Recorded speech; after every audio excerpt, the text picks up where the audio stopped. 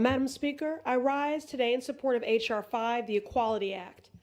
I rise on behalf of non-cisgendered Americans, on behalf of QPOC Americans, on behalf of drag kings and drag queens.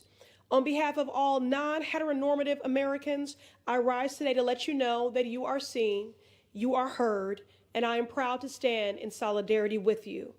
It is our mandate as legislators to protect all Americans, and yet we are failing entire communities.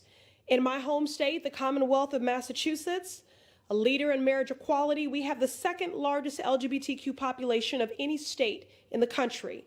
And even though our queer pride extends far and wide, 61% of transgender Bay Staters experienced housing discrimination in the greater Boston area, and 65% of LGBTQ Bay Staters experienced discrimination in public spaces, from public transportation to retail establishments, places of worship, restaurants, and healthcare settings.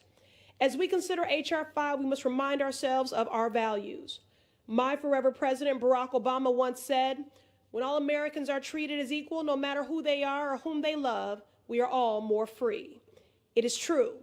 When we defeat hate with love, we all win. During a time filled with fear, bigotry, and public turmoil, it is unconscionable that we are still debating the liberties of people who ask only to be received as their full selves. It is our fundamental right as Americans to live happily, peacefully, and unapologetically. It is our fundamental right to live free of harassment and discrimination. It is our right to pursue happiness.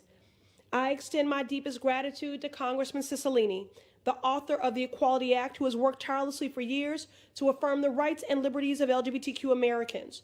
Thanks to the leadership, H.R. 5 takes a comprehensive approach to making the pursuit of life, love, and happiness a reality for all of us, regardless of sexual orientation or gender identity. The Equality Act ensures that LGBTQ people are protected by a nationwide standard for non-discrimination. It's time for us to live up to our values. It's time for us to strike out against injustices that devalue our humanity. Together, we can affirm that our diversity is our strength and that our collective safety is non-negotiable. I urge my colleagues to vote in support of H.R. 5, and I yield back the balance of my time.